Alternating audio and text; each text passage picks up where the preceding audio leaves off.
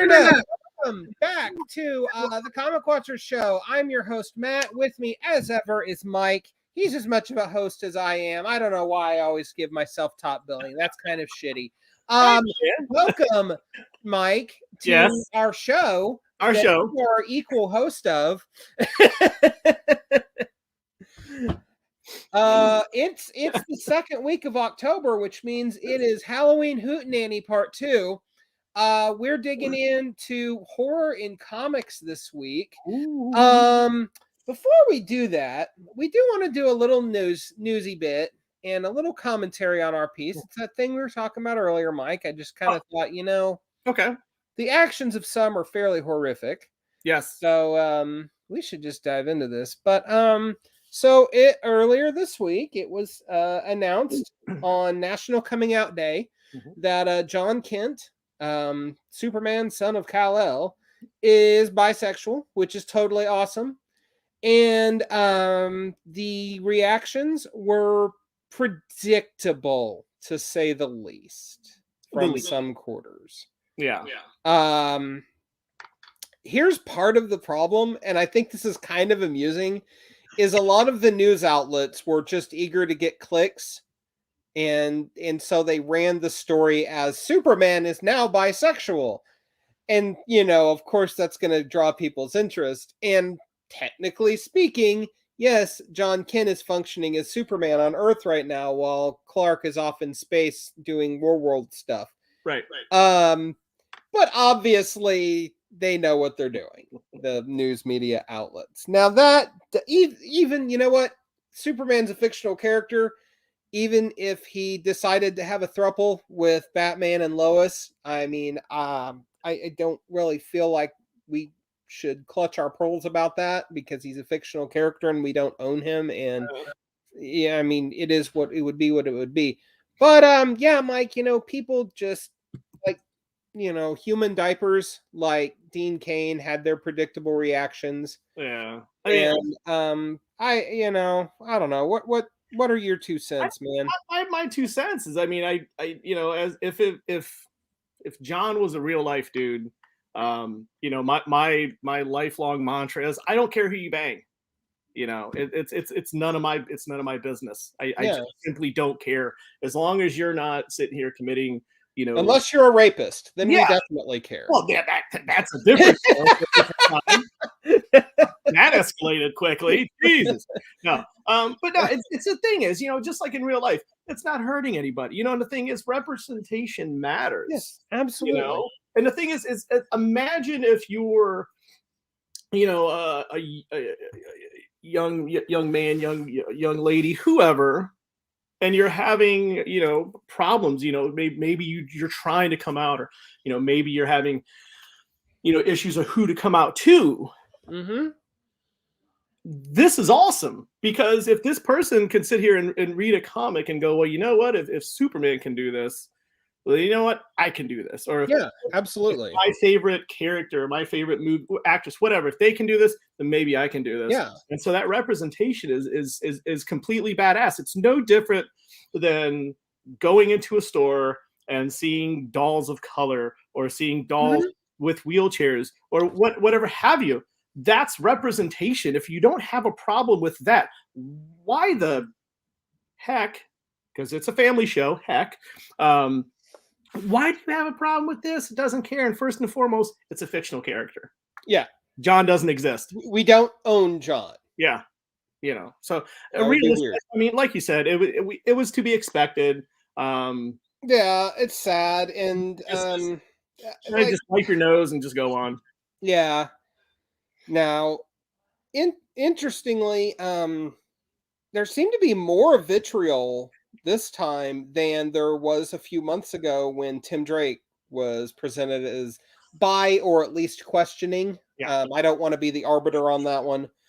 And I think, again, a lot of it comes down to, but Superman, Yeah.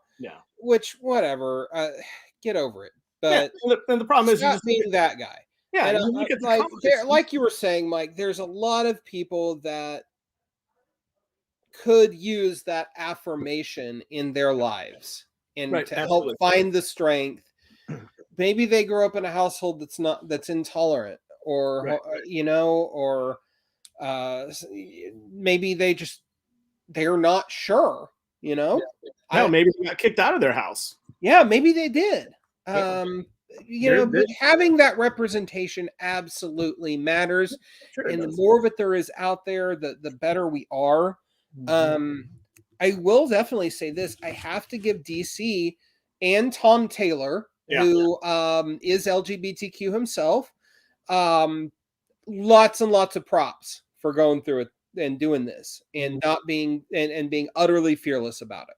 Yeah. And you have to. And I think that's that strength, and that's that resolve that Yeah. folks who need that representation, like we talked about, that maybe they were kicked out for who they love, their homes for who they love, and maybe they see this strength and resolve, Yeah. and maybe Tom Taylor's a favorite writer, and maybe they have, and maybe that helps, so I think it's completely, badass that they did that, man. Absolutely. Yeah, absolutely. Absolutely.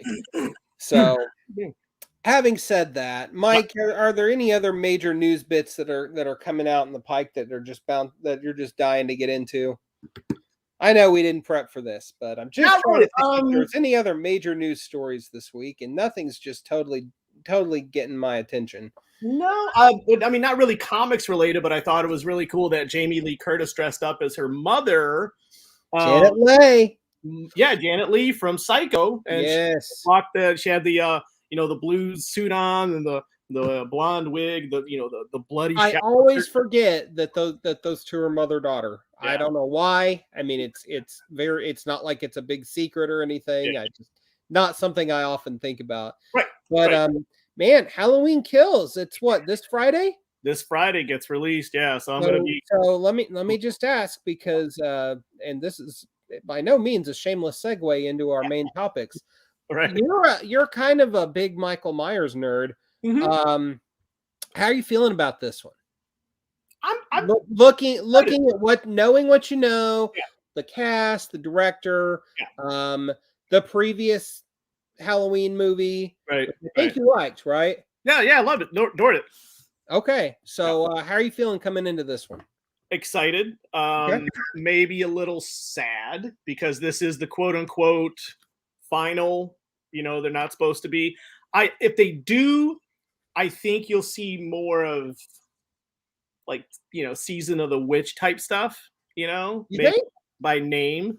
But I honestly think if they do make another Michael Myers movie, it's going to be a while. So I think there is some truth that they might be done. But I think it's going to be good. I really think they could be done for a while. I would say this will almost certainly be Jamie Lee Curtis's swan song. Yeah. But you can't keep a good slasher down.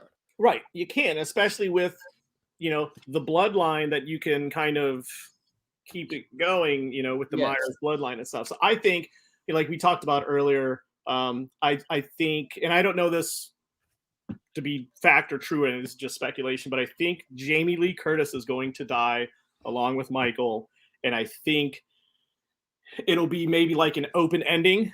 Like maybe the knife will disappear from the couch or something at the end credits, or something like that. But I really do think the ending is going to be the make or break of the movie, because I think the ending, how they wrap it up. Excuse me. Oh, sure, of course. They have to stick the landing on the ending of Halloween Kills. Yes, absolutely. Yeah. But I think it's now, really diving into related Halloweeny film stuffs of current times. Yes. How do you feel about Lamb from A24 that came out, I believe, last week? Lamb, like a little lamb. I think Lamb. I don't think so. A24, they're kind of cutting edge with horror right now. Somebody out there is going to tell me I'm wrong, but I'm pretty sure they put out The Witch. Okay. And that's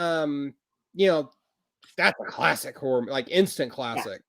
Yeah. And they've kind of specialized in this high end style of horror like that, and not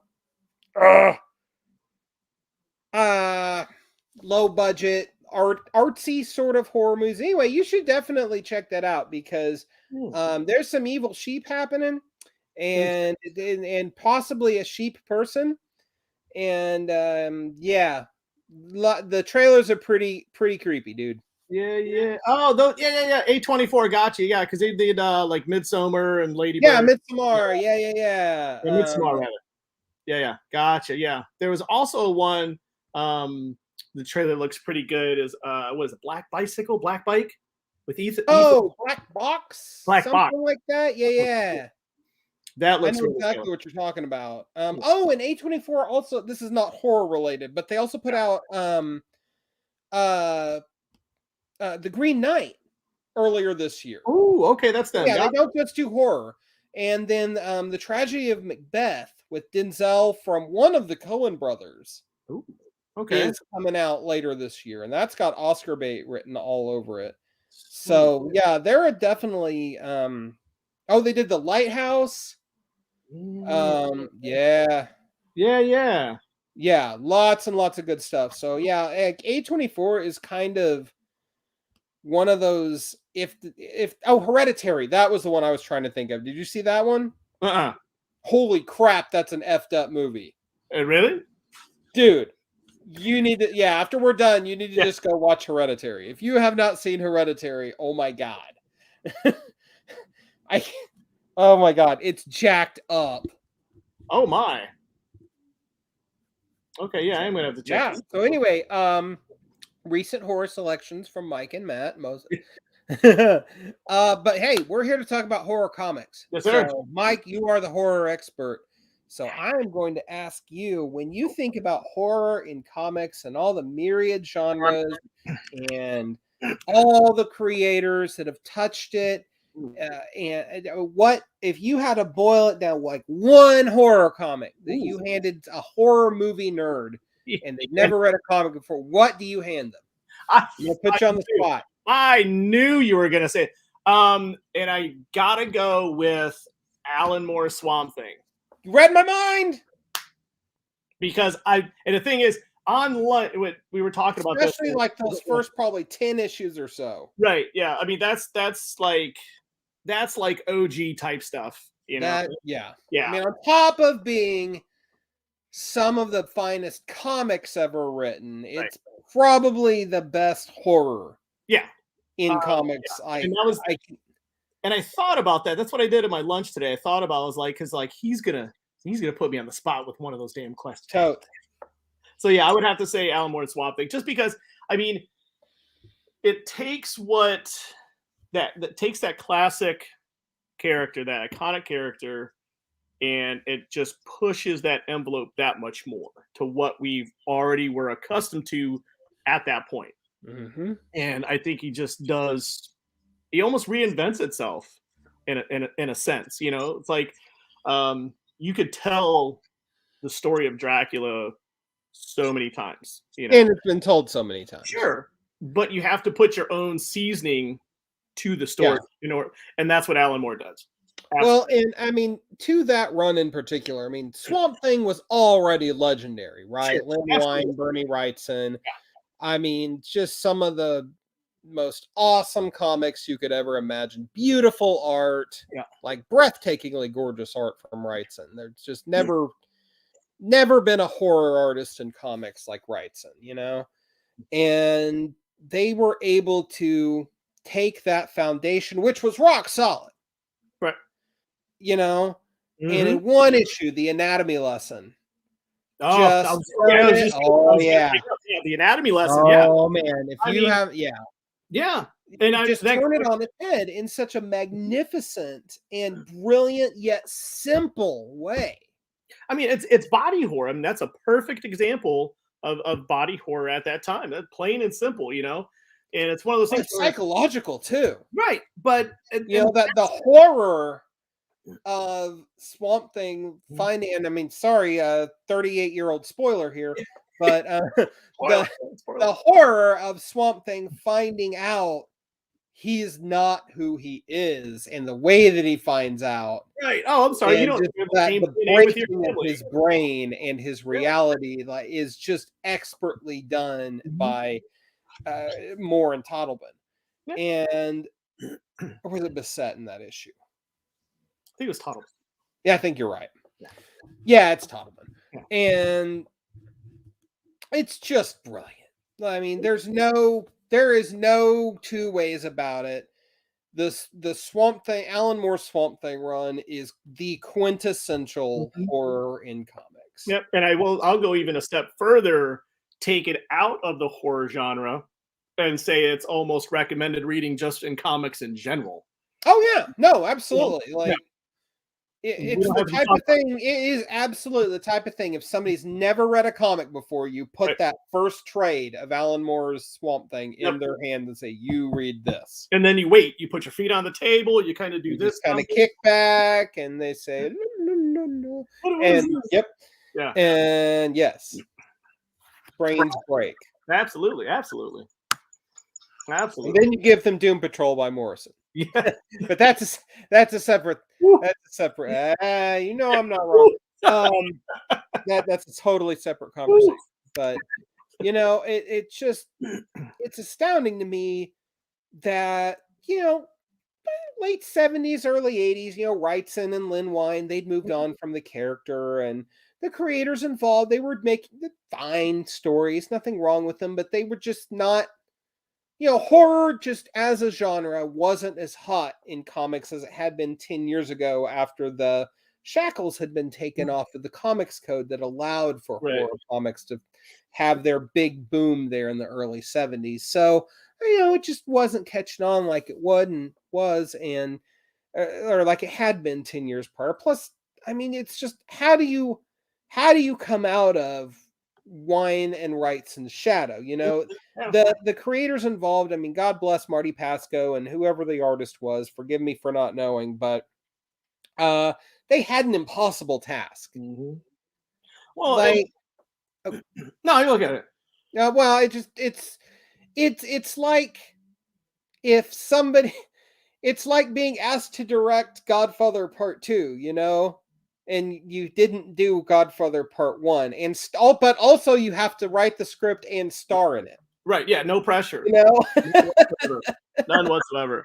But I think one of the important things to look at also is that with that break, yeah, and you know, I probably could do, you know, more digging, but I think my idea of this topic is pretty spot on, that the horror in comics kind of follows what's going on in the world almost, and then it kind of cools down after big things.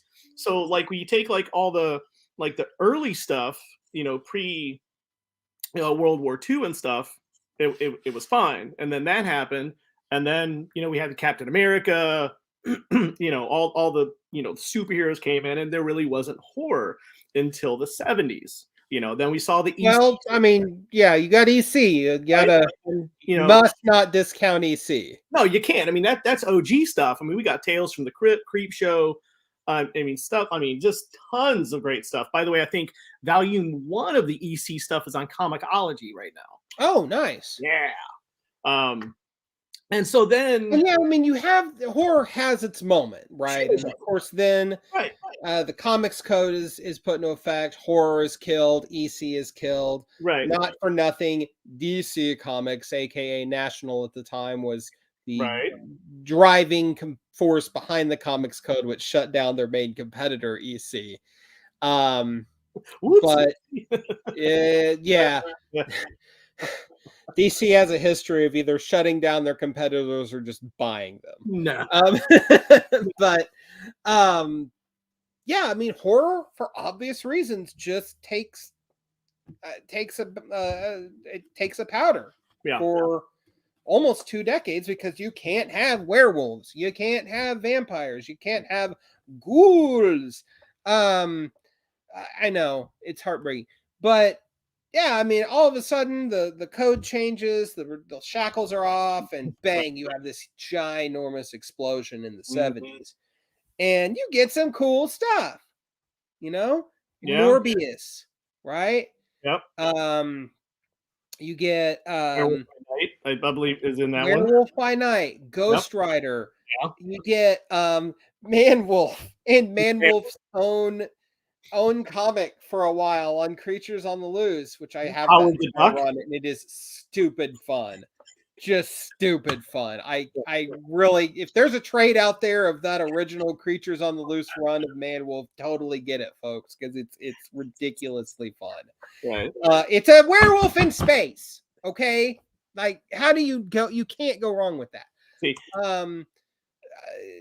And then it's just Marvel really did it right Mm-hmm. in the early 70s, I think. Like Yeah, they were really good, and they frankly have always been really good at capturing the zeitgeist, reading the moment, and just milking the hell out of it. You know, and I mean, well, they do it.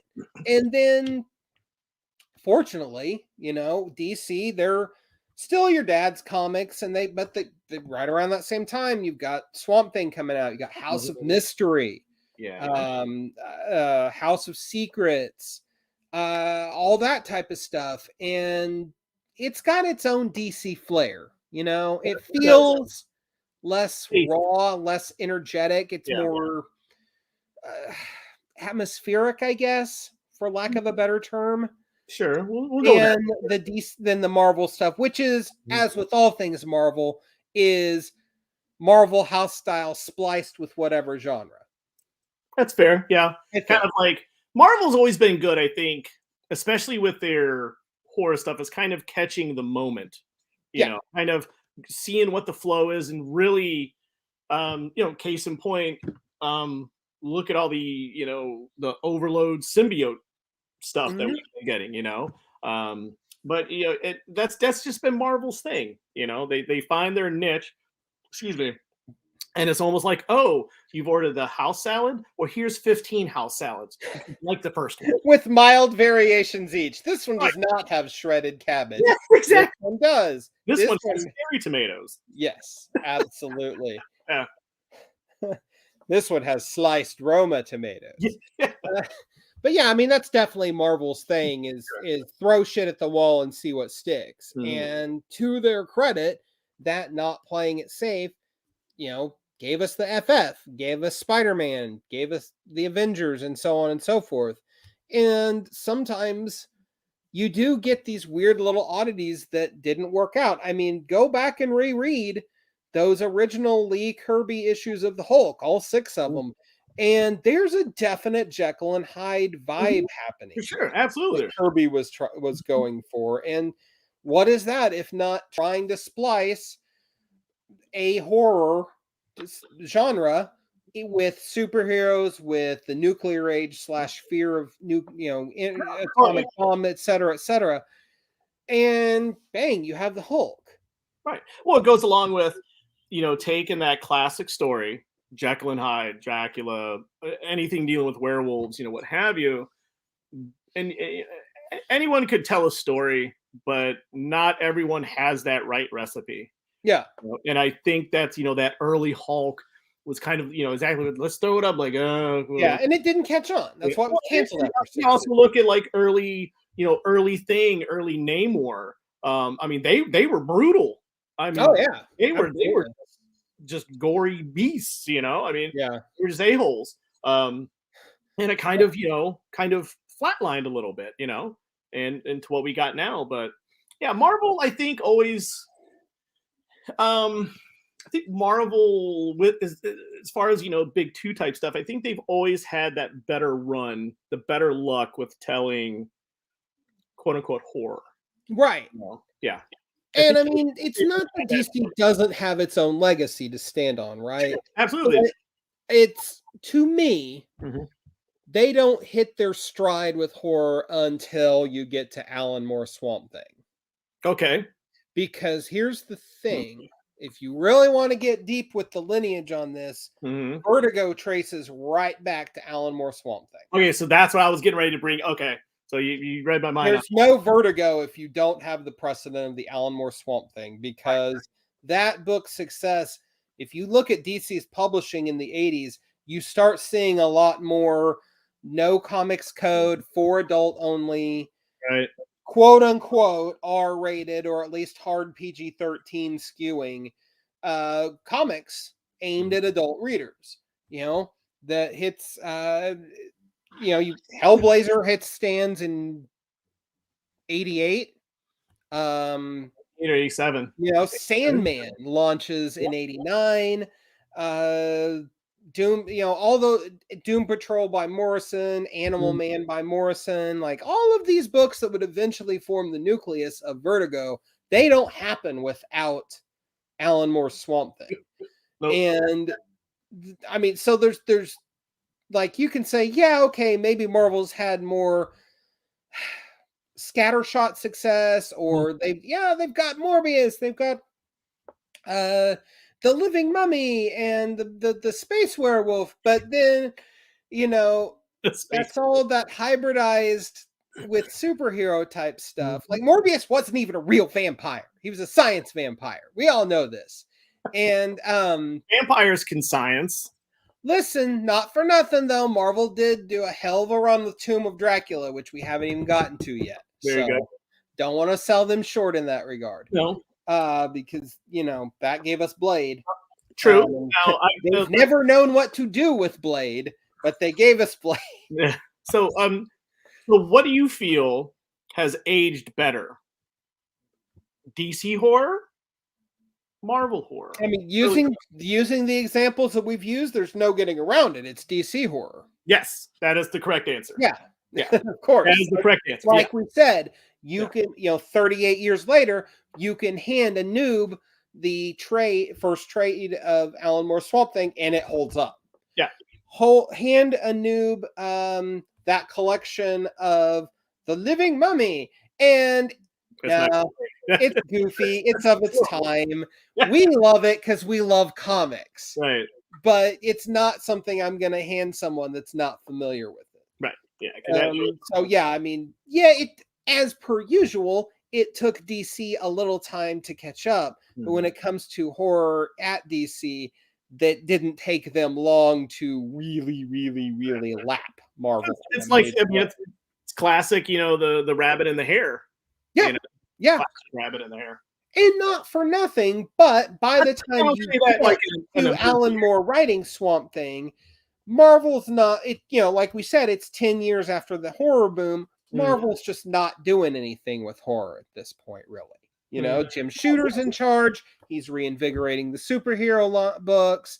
You've got classic FF, X-Men by Claremont, the Avengers by Stern are all happening, et cetera, et cetera, et cetera. So, I mean, Marvel at this time, Daredevil by Miller, Power Man and Iron Fist, one of my personal favorites. They're clicking pretty well with their superhero books. So why do they need to branch out to this weird, these other genres that had their good run 10 years ago? Yeah, let Hollywood with the horror stuff. Meanwhile, DC in the early 80s, they're struggling. Their sales suck.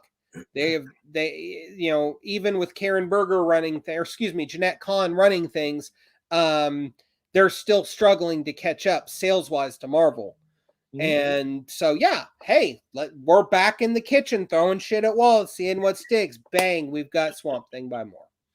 And you know what? Necessity, mother of invention. There you go. Got a classic out of it. Yeah. And the thing is, I mean,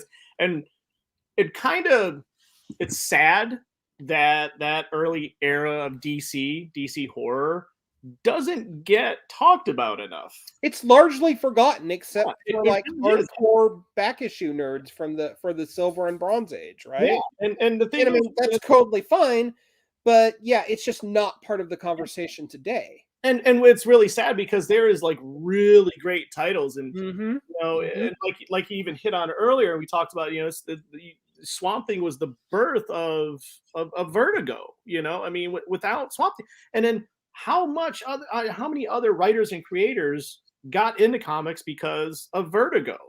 Yeah. Oh, yeah. Absolutely. I mean, you talk about a generation was affected by early DC horror, and it's sad that it's almost, it's almost like, the old EC stuff, that no one, and I realize EC is like super old and stuff like, but it's still iconic. You know, there's still covers. You know, people are still making homage covers and stuff, but Yeah. you know, it's like how many people have actually read an EC comic? Right. You know, and that's it. By the way, this is Comixology Volume 1. Oh, I don't read comics that are electronic.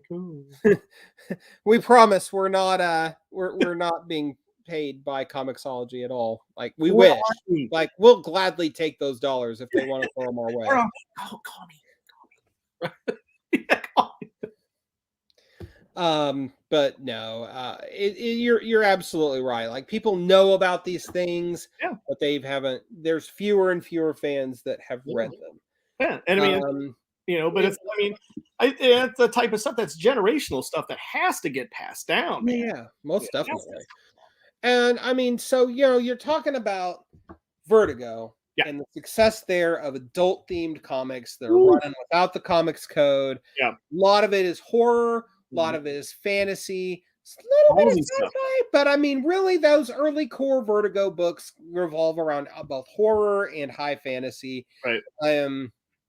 And I believe, and this is that the success of Vertigo was a major determining factor in proving to the Image guys that they could succeed running comics without the code, doing their own thing, doing whatever the hell they wanted. Now, nobody is ever going to say that Image in the 90s was working towards horror comics in any way, shape, or form, but it goes to show you the impact of horror comics in the broad scope of things. Right.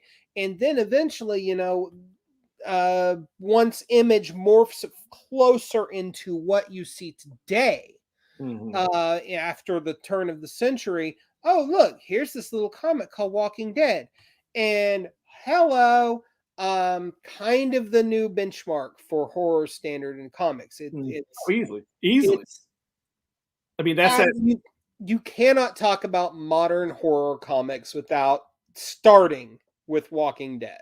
You can't. And once again, you know, he got a recipe and made it his own. You know, how many zombie stories are out there? Tons. Yeah. How many zombie stories? Blah blah. Yeah. How many zombie stories have taken a generation, turned it on its heels? It is now a pop culture phenomenon. Yeah. You have people that don't here's the thing. We're seasons into it. Go ahead. George Romero like wrote the basis for every single freaking zombie story ever when Night of the Living Dead came out, up until Kirkman. Period. Someone's gonna get pissy online and challenge me on that. I'm telling you, they all generally follow Romero's recipe until you get to Kirkman, and Kirkman's like, what if we just skip the zombie apocalypse and follow this guy that just wakes up and the apocalypse has already happened and he missed it and he has to figure out what to do now and how to navigate this strange world. That's the brilliance of The Walking Dead. I'll give when you put it like that, I'll give that to you. But that goes with my whole recipe analogy, though. I mean, he took it and was like, okay, yeah, Romero's OG. We already have all these stories. Yeah. I'm going to do this. And it literally, like I said, you know, there was people that were seasons into the show that had zero clue that it was a comic book. Yeah, you know? Absolutely. And if they knew it was a comic book, they didn't care. But they were wearing Walking Dead shirts. They were buying posters. Absolutely. It became ubiquitous. Yeah. And I mean, at the show's height of viewers, which I think was season 5 or 6, I don't have any numbers pulled up in front of me, but I want to say that the show peaked with its viewers around 5 or 6, and it just shattered records for genre shows, let alone a horror show about zombies with freaking gore all over the place and gore all over the place. And shows after it so people could talk about it. And then it spun shows off of the actual show. And then there was more shows that were just dedicated to talking about The Walking Dead. Yeah.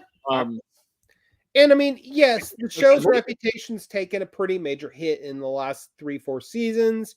that's a whole separate episode. But here's the thing: it's still pulling in respectable viewership numbers for a show that's in its 11th season.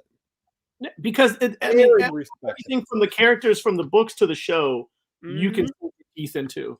You want to know about them, and it's one of I think it was an accidental icon. It absolutely was an accidental icon, and there was absolutely no guarantee. Like, correct me if I'm wrong, but didn't Image only print like 2,000 copies of the first issue or something like that? It was super small press run. Was it? Well, didn't we have? Yeah, it was. It was low. Yeah, it was Jim Valentino when he was on the show, and he was talking about how when, Kirkman had pitched him the story. He's like, well, it's zombies. So it's really not going to go on. It's not going to just pitch zombies. And Kirkman actually was lying to as he was pitching it. That's right. I mean, come on. And then now look at what he did. Yeah. Off of a comic that wasn't supposed to be good. It wasn't supposed to be good. And to boot, it was black and white. Yes. Okay. Yeah. Okay. I was way low. So what are the numbers? Let's see. 7,200 copies of #1 were ordered in North America. Okay. It doesn't say how many were printed. Interest was immediate. Orders in #2 barely fell. Only issues 2 and 3 had fewer orders than #1. So, yeah, but that doesn't tell me. Okay, it doesn't tell me how much. But anyway, I mean, the bottom line, probably less than 10,000 for the first issue. Oh yeah, easily. If only 7,200 were ordered. So, I mean, yeah, that's pretty amazing. It really is, and I mean, it opens up this door where, first of all, that book and I'm going to say Powers are what reinvigorated Image in the 21st century. Oh, easily. Like, I mean, look at all the ways about that. Yeah, look at all the missed titles that they had, prior to. I mean, they were struggling. They were hurting. There was some. I mean, Images will always be one of my favorite companies, right. But there was a time where, it was like late 90s. Liefeld is out. Yep. Wildstorm gets Jim Lee's out because he sells out to DC, and the killed the industry almost. I want to say that's around the time. Maybe it was just after 2000 that Eric Larson took over. But I mean, I kind of think about that maybe five-ish year period right there before and after the turn of the century, and there's just not a lot of books that are jumping out at me, right? No. So I mean, Powers comes up, boom, blows up. Walking Dead, slow burn, blows up. But I mean, that's it. To this day, I think that's the book that probably saved Image, and because it saved Image, Image became the 10 to 12% of the market company that we see now. They're renowned for their quality, and because of it, you've seen two things happen. All these other indie publishers out there want to be the next Image, right? And hey, there's a lot of good publishers out there that are doing a lot of damn good horror comics. Image in and of itself flourishes. Sure, absolutely. Well, you look at take for instance what AWA is doing. Almost the same. Boom. What's that? Yeah, Boom's another. There's another great publisher. Like Ahoy. We've had Tom Pyre on here twice. I don't think any of these companies happen without Image's success, and Image's 21st century success can directly be attributed to Walking Dead and Powers. But for the sake of this conversation, Walking Dead. Right. Well, and then I'm gonna put another layer on the sandwich. If Vertigo doesn't happen, like you said, does Image happen? You know, I think, yes, I think it does. I think it probably looks a little different. Because Vertigo doesn't formally found as an imprint until 93, and of course Image happens in 92. right? But you know, those seeds for the mature readers line date back to the late 80s, 88, Right. 89, where you start having those books like Swamp Thing, Hellblazer, Sandman that are running without the code. They're grouped together separately. They're ostensibly still part of the DC universe, but they're playing by a very different set of rules. I And mean, also, that I mean, it kind of reaffirms that you can have great comics with no capes. oh yeah. You know, and you dip your toes into the other pool and be good. That's weird, right? That one. I don't mean to cut off. I was like, wow, that's a strange comment. Either way, Right? what was that? Sorry, everyone at home. But yeah, I think you're right. I think, you know, The Walking Dead, because now it is an institution. It's like, does it get that credit, or are people kind of, because of the show and everything else? I mean, I mean, it's reciprocal in that regard, right? yeah, but I mean, is Walking Dead gonna end up like, are we gonna still talk about Walking Dead, or do you think Oh, years ago? the comic, Yeah, yes, absolutely. I mean, at this point, it's impossible to disentangle the comic from the show just in conversation. yeah, But, and I mean, granted, you don't hear as much like analysis about the comic, things of that nature, but it's ubiquitous. You know, everybody knows it. I think it's some, I really think that the appraisals of Walking Dead will probably start coming more after the show and its upcoming spin-off, the Carol and Daryl Power Hour.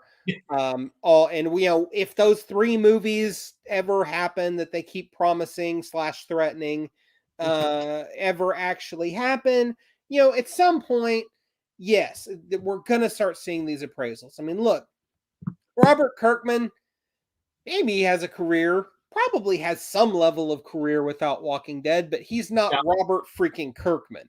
He's right. not the CEO and publisher of Image. He's not bazillionaire. You know, he's just another schmuck that writes comics that some people like and some people don't. And to his credit, he's had some fun dicking around with that aspect of his legacy Yeah, recently. That, what was that? Blood Strike or Strike Blood or whatever that he came out with a few months ago. So if you missed this, gang, Kirkman, he posited, what if The Walking Dead didn't catch on yeah, and it got canceled before I could introduce Michonne? And so he creates this whole very 90s Image-esque world comic just for the sole purpose of that this is the comic Michonne would have shown up in. And then he literally just kills her on the first page. And it's so much fun. And it's only like a 16 or 17 page comic. It's yeah. not a full comic by any means, but it's just him dicking around with his legacy.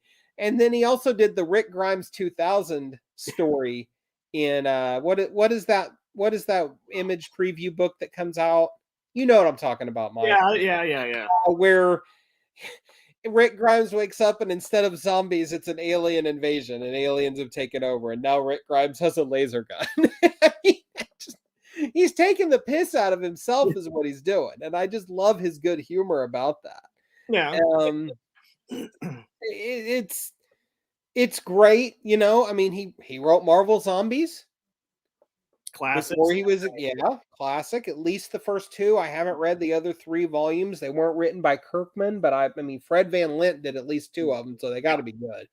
But I mean, horror is here to stay. I mean, you can hand somebody Something is Killing the Children. Yeah. You know, Fabulous. Fantabulous, Yeah. doing so well. It's got a spinoff starting later this month. This House of Slaughter. That's going to age beautifully. I don't think anyone's going to stop talking about Something's Killing the Children. I think that's going to be another solid. Yeah. generational pass down. Like, Yeah, oh, absolutely. I want to read comics. Here you go. Right. Yeah, there's that. I mean, God, what else am I forgetting, Mike? There's so many good horror books. Oh, Um, shoot. well, I mean, Avatar. I mean, they produce a lot. They produce. Does Avatar still publish comics? I mean, I say that. I'm not trying to be an ass. No, yeah. I feel like in the 2000s we saw a whole lot of Avatar. Yeah, And Avatar's still around a little, but they're not as heavy. yeah, I know that. Didn't they pick up the rights to like Lady Death and Evil Ernie now? Back in the day, Evil Ernie is with Dynamite right now.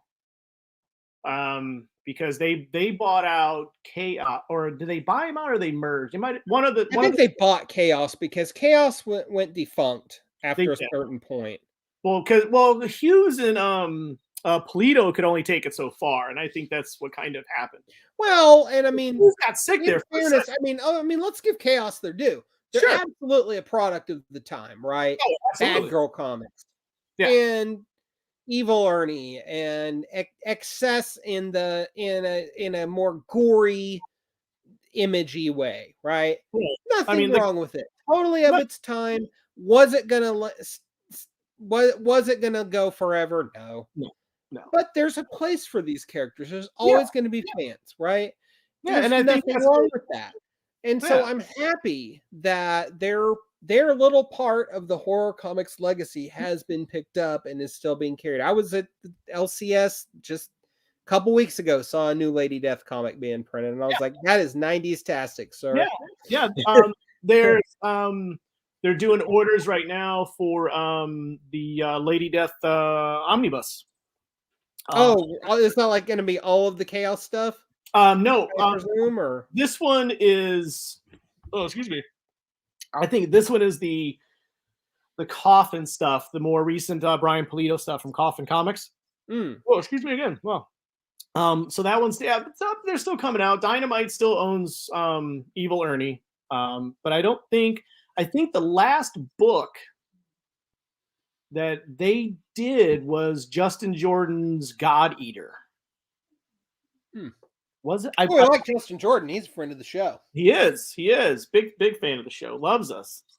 I think he loves us. Well, he loved us enough to come on that time. There you go. So he loves us. But yeah, no, I mean, and there's tons of good stuff. DDP, when they were around, I think there's Devil's Due. God, I forgot about them. They totally off topic, but they briefly had the G.I. Joe license. They did. They did. 0203. They were kind of like the early, boom IDW with all the. Yeah, that's kind of what I liken them to as IDW, because IDW does almost exclusively licensed comics. In fact, I think 100% exclusively. But yeah, I mean, and there's still tons. I mean, AWA is printing out some really good stuff. Source Point Press is printing out some good stuff. They did Cult of Dracula, which is a phenomenal story series, however you want to put it. Vault. What's that? Vault. They did Vault, the plot. Yeah. That was a good, just like creepy, atmospheric horror type read. Not for everyone. Yeah. I know our former colleague Nick, who's too big for it to hang out with us now, Mr. Valiant, is really loved the plot. I picked up the first issue and I was like, I don't quite get it. Yeah, see, I got the first one. I'm kind of like you, but then when you were like, but maybe it's the type of thing that I personally need to read in a trade, and not for nothing, lots of other people could not stop talking about it. Nice. So I appear to be in the minority. And then, I mean, we brought up Tinian. Dude, he's got a nice house on the lake happening over there at DC Black Label. That's something else we haven't talked about. Is Black Label stuff. The Black Label stuff over there. I mean, it's kind of Vertigo, the replacement Vertigo, but in that it's R-rated comics, although they tend to deal more with the superheroes just being in adult flavored stories with Batwang. And but I mean, The Last God was really good. That's high That's fantasy. not horror. No, it's high fantasy and there's blood. Okay. But I mean, bottom line. I mean, we could easily name so many wonderful horror comics. Harrow County, Stray Dogs by Tony Fleece, Year Zero. Year Zero. Yes, absolutely. Haven't even got into artists. Hackslash, yeah. Man. Evil Ernie. Name that one. Yeah, Evil Ernie was in a Hackslash for a little while. Oh God, 30 Days of Night. How do we forget Smith? Steve Niles? And basically his entire oeuvre. Oh. You know, there's all of these things. There's horror for everybody right now, man. I read These Savage Shores by Ram V that came out from Vault a couple years ago. It doesn't come off like horror at first. It's kind of like gothic horror, but it's also very folkloric and not at all what you're expecting when you read the first issue. We'll put it that way. Fantastic though. It's an excellent take. Oh yeah, go ahead.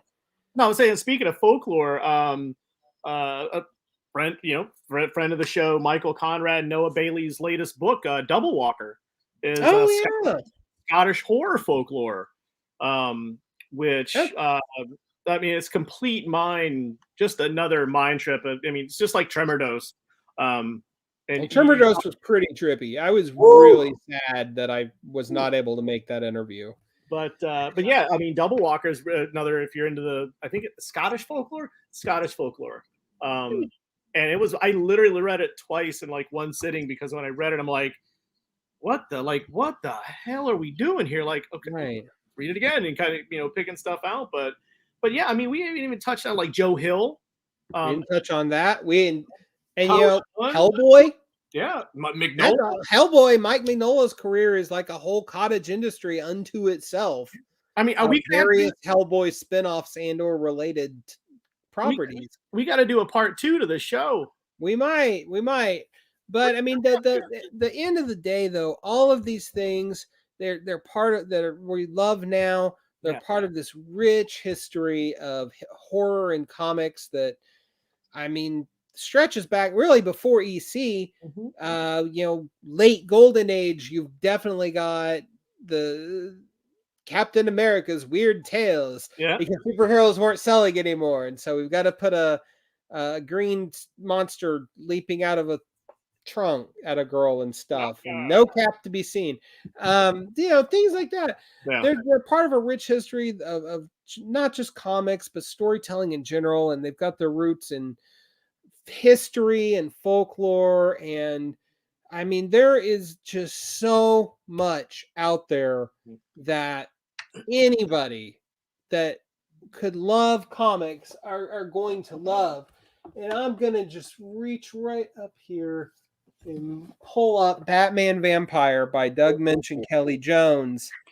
And yeah, that right there, that trilogy, Lemo Juice. Well, it doesn't get better than that. Like, if Kelly Jones drew it, you need to read it if you're a horror buff. And I'll say this, I'll go on a little hot take towards the end of the show. I think horror is, I will say that comics are the best medium for horror. And I'll tell you why. Better than film? Better than film, and I'm going to tell you why. Because comic books don't have soundtracks, okay? Right. Everything is up to you. From the sounds, from the voices, from how scared the people are, from how mean the people are. So you take, for instance, say like the old Universal horror movies, right? Where there's no soundtracks. So that famous scene in Dracula where the salesman comes in, right? Bela Lugosi's on the steps, and the guy's backing up, and there's no sound.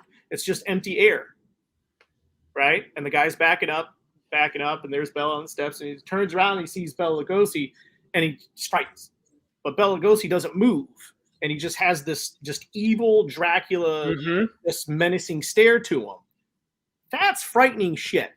You know what I'm saying? Because there's no sound, there's no piano. And don't get me wrong, There's no musical cues to Right. guide your reaction. And it's almost because you've seen Dracula a billion times, you know what's going to happen, but it's just so creepy. Like there's a part in Salem's Lot where obviously done in the late 70s, early 80s, but like the part where the first kid vampire comes in the window, there's no music, but he's just scratching on the window. Yeah. All you hear is the nails. Super creepy, right? Same thing with comics. So even if you're reading, whether you're reading Swamp Thing, whether you're reading, the newer stuff like Red Room, or what have you, Stray Dogs, there's no soundtrack. So it's up to your mind. It's up to your own fears to create the story, to help tell the story. And I just think, like I said, nothing wrong with film. Film's great. I love film. But I just think with comics, it's up to you to scare yourself and how far you're willing to take it. If you want to read a body horror like Red Room, are you going to take your time and really dig into those characters? Or are you just going to zip by because you don't want to see what's like, oh, it's too weird, it's too creepy. So I don't know. I've always felt that the best medium. Well, look at art books. Look at art books by H.R. Geiger and Ito. Absolutely. Absolutely, just terrifying. Look at some of Fran Zappa stuff. Terrifying. Oh yeah, absolutely. So I mean, when it comes to horror in comics, I think I have to agree with you. There's no substitute. Nope, It's a medium that, by virtue of having no strings attached to a budget, you can go as big or as small as you want. You are confined only by your imagination, and that is the beautiful part of comics and horror in comics. You get a different story every time you read it. Absolutely. And so, yeah, there's literally something for everyone. And that's true not just of horror, but of all comics. So take that however you will. And, do what we always like to say around here, which is read something awesome, support your local comic store, and above all, be good to each other. Thank you guys so much for listening to Halloween Hootenanny Part 2. We'll be back next week with Part 3. Ooh. Until then, guys, be good.